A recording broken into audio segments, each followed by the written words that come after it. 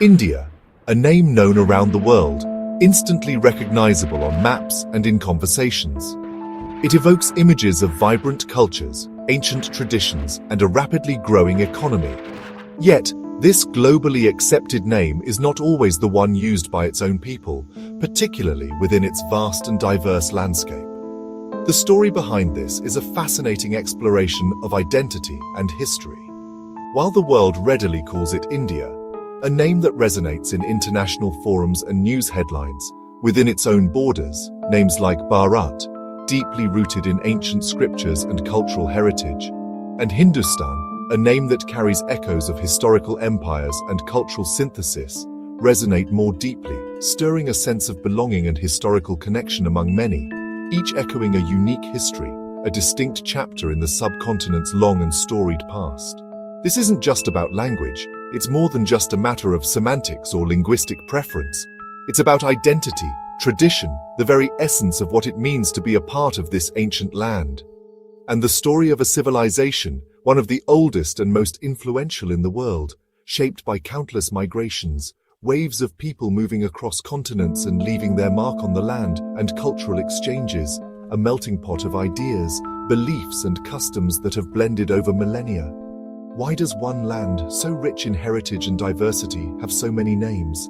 The answer lies in a journey through time, a voyage into the depths of history, across rivers, the lifeblood of civilizations, empires, the rise and fall of dynasties that shaped the political landscape, and legends, the myths and folklore that continue to inspire and guide.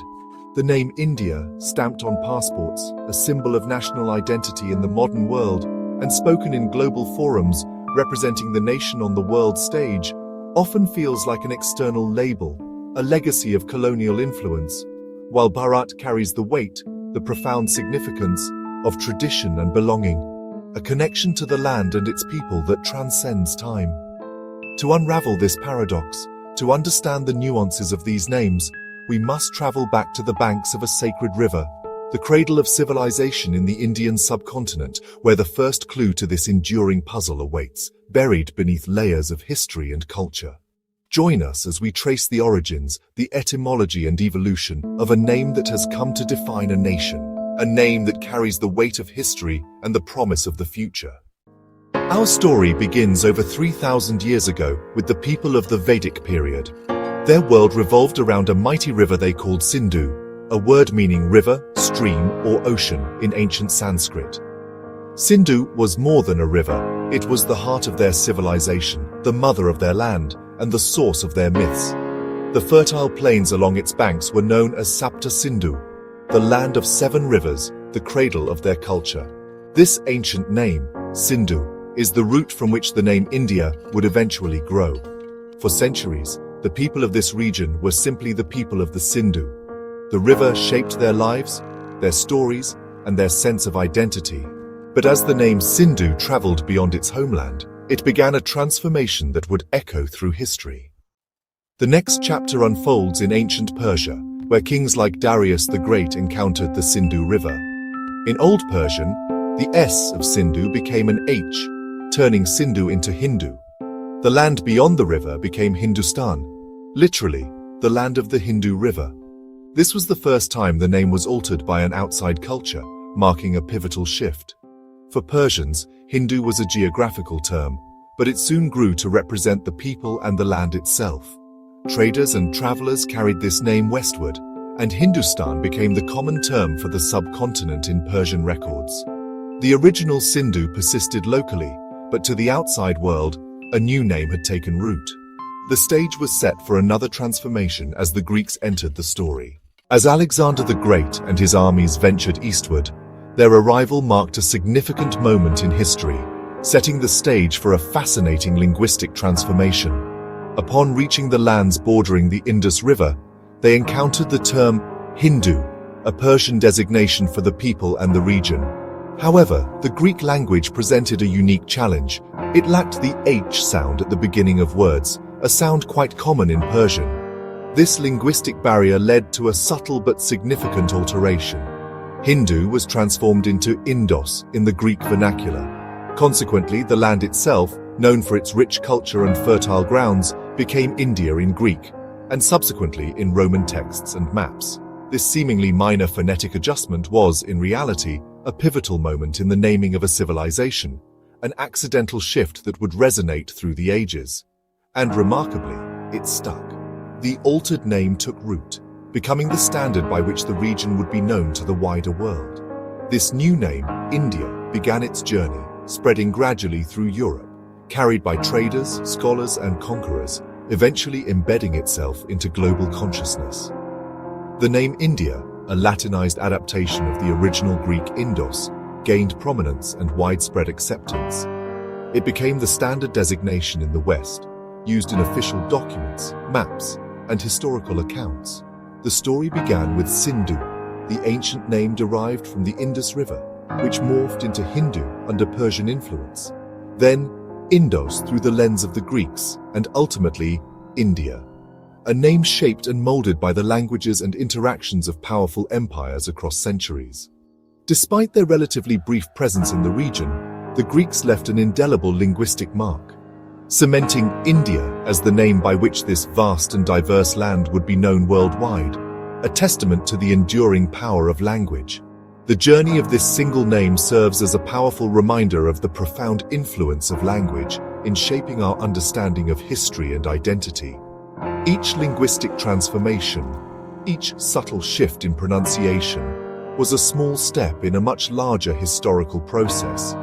But together, these small steps created a name that would not only endure, but also come to represent a rich tapestry of cultures, traditions, and histories for millennia to come.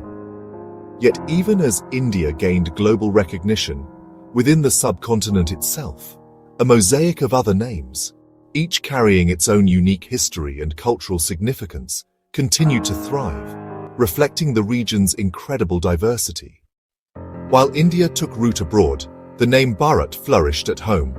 Bharat, or Bharatavarsha, comes from the legendary King Bharata, celebrated in the Mahabharata. To call the land Bharat is to invoke a glorious past and a shared ancestry, rooted in epic tradition. Ancient texts like the Puranas describe Bharatavarsha as the entire subcontinent, a sacred space bound by Dharma. Bharat is more than a political term. It's a civilizational identity, a name that predates foreign influence. Today, Bharat is enshrined in the Constitution. India, that is Bharat, shall be a union of states. For many, Bharat is an assertion of ancient identity, connecting the modern nation to its mythic roots. It's the insider's name, a term of pride and belonging. Alongside Bharat, the name Hindustan gained prominence, especially under Turkic and Mughal rulers.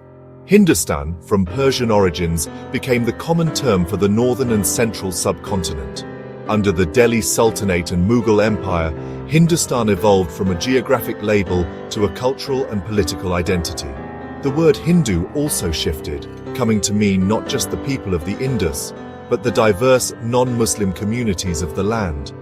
Hindustan became a name of the people, used in poetry, song, and everyday speech. It signified a shared cultural space shaped by centuries of interaction. On the eve of British arrival, Hindustan and Bharat were the primary names for the land.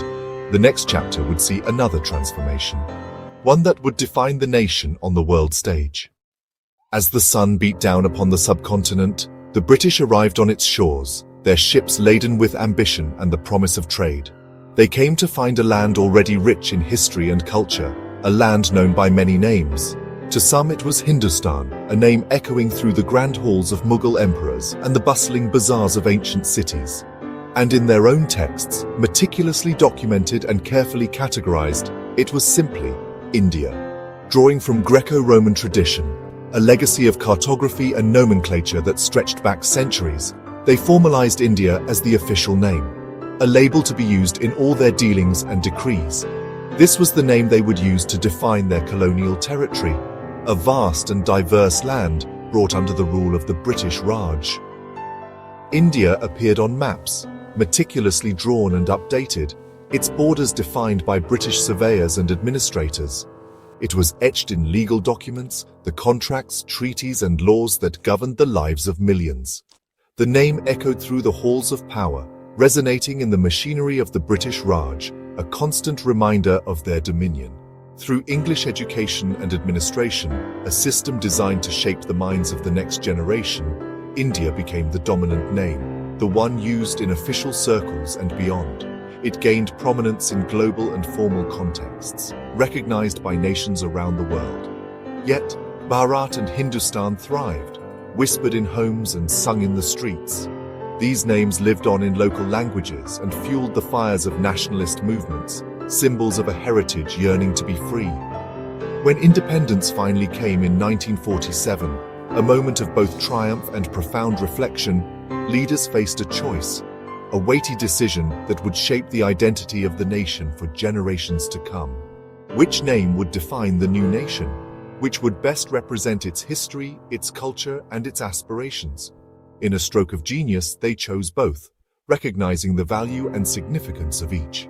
The Constitution declared a document that would serve as the foundation of the new republic, India, that is Bharat, a phrase that encapsulates the nation's complex and multifaceted identity.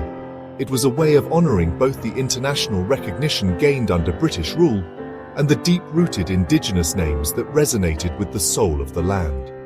The British had solidified India on the world map, giving it a place in the global order.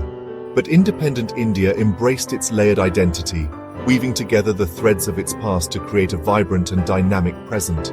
The story of the name is the story of a nation, a narrative of conquest, resistance, and ultimately, self-discovery. It is a tale of reclaiming its past and shaping its future, a testament to the enduring spirit of its people. India, Bharat, Hindustan, each name a testament to the land's complex history, a symphony of cultures and traditions that continues to resonate today. The story of why India is called India is a journey through rivers, empires, and language. From Sindhu to Hindu, Indus to India, each transformation reflects the land's encounters with the world. Meanwhile, Bharat and Hindustan grew from within, rooted in epic tales and lived experience. These names coexist, each evoking a different facet of identity, none cancelling the others. The Constitution's phrase, India, that is Bharat, beautifully sums up this layered heritage. India's identity is a tapestry woven from both external influences and internal traditions. The river Synindu gave birth to a civilization, and a name that traveled the globe. The many names are not a source of confusion, but of richness, each a thread in the nation's story. If you enjoyed this journey, subscribe for more name origins, and tell us which country you want to explore next.